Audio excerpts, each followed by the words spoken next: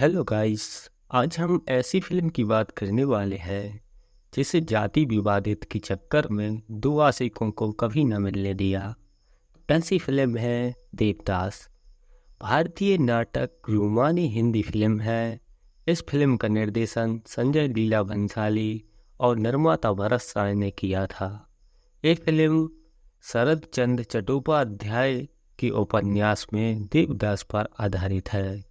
इसमें शाहरुख खान, ऐश्वर्या राय, माधुरी दीक्षित मुख्य किरदार में है।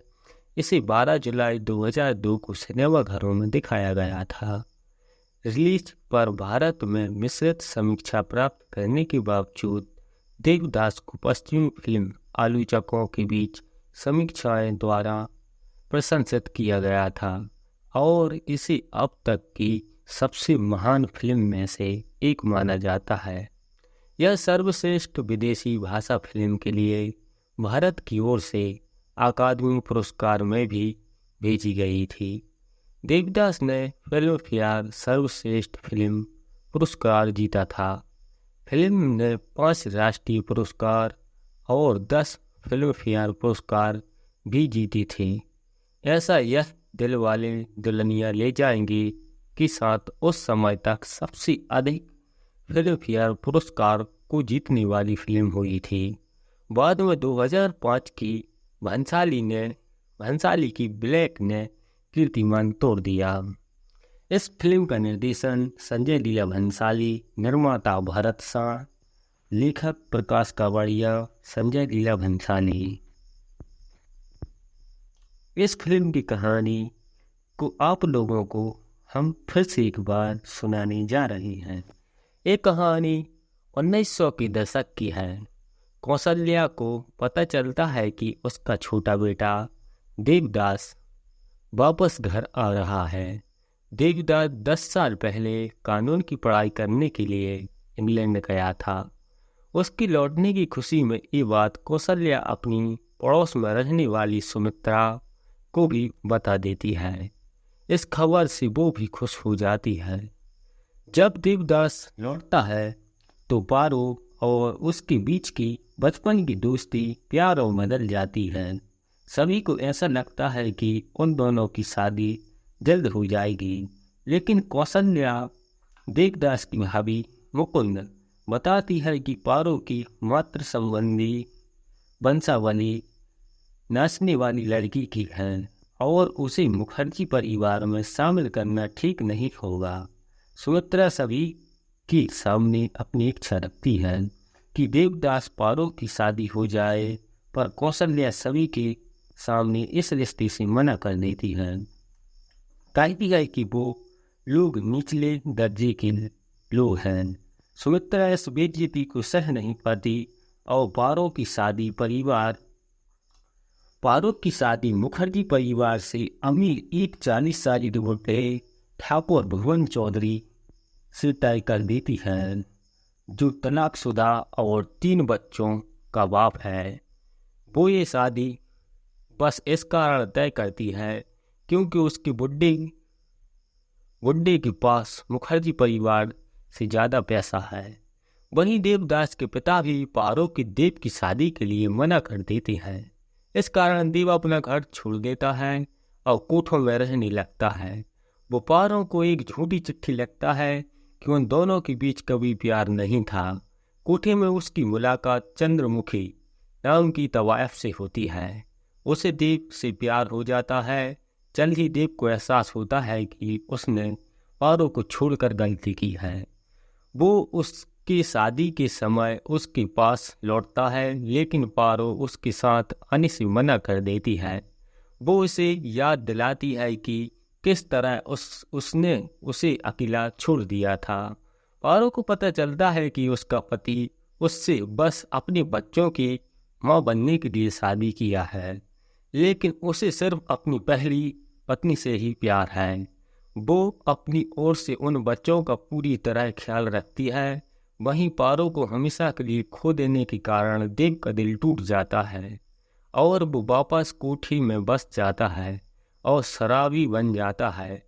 बस देवदास के पिता मरने की स्थिति में आ जाते हैं तो तो वो अपनी बेटी को देखने की इच्छा प्रकट करती हैं, लेकिन देव उनके पास उनके मरने के बाद आता है और वो भी शराब की नशे में धुत होकर और चला भी जाता है। शराब के कारण देवदास का हाल काफ़ी बुरा हो जाता है और उसे पता चलता है कि अब शराब पीने से वो मर भी सकता है। वो ठीक होने के लिए अपने घर वापस आता है। वहाँ उसे पता चलता है उसकी भाभी ने उसकी माँ से खानदान की तिजोरी की चाबी चुरा ली है। वो जब इसके बारे में मुकुंद से बात करता है तो वो उसकी माँ को बताती है कि देव ने ही चाबी चुराई है। उसकी माँ मुकुंद की बातों में विश्वास कर लेती है और देव को घर से निकाल देती है।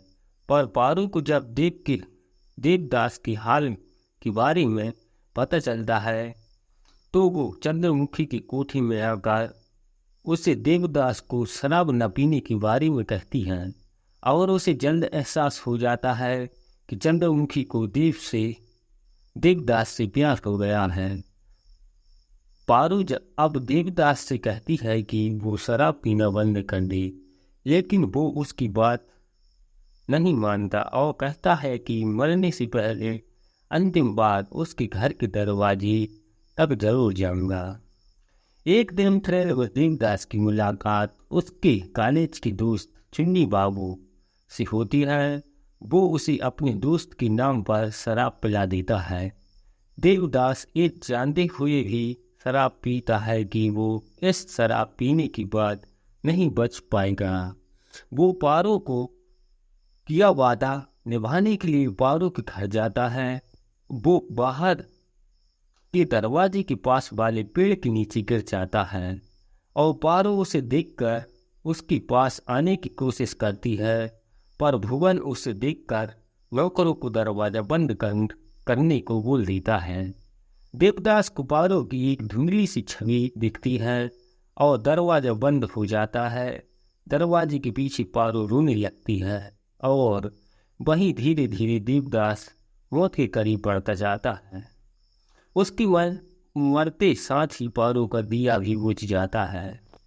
ये थी फिल्म की कहानी। इसकी गाना श्रेया ने इस फिल्म के माध्यम से अपनी बॉलीवुड में शुरुआत की। उन्होंने संजय लीला भंसाली का ध्यान आकर्षित किया था। उन्होंने सारेगामा में एक प्रतिभागी के रूप में देखा और बाद में उन्हें पारो के चरित्र के लिए पार्श्व गायन करने का मौका दिया।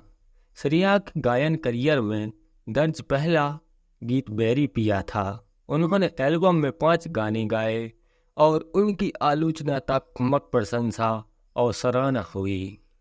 उनकी बैरी पिया के लिए सर्वश्रेष्ठ महिला पार्श्व गायिका का प्रतिष्ठित राष्ट्रीय फिल्म पुरस्कार सहित कई पुरस्कार जीते।